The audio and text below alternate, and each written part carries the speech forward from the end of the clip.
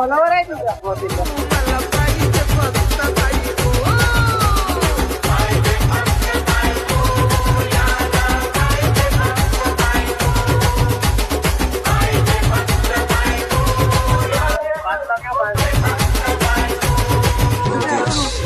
मस्त बरोबर आहे.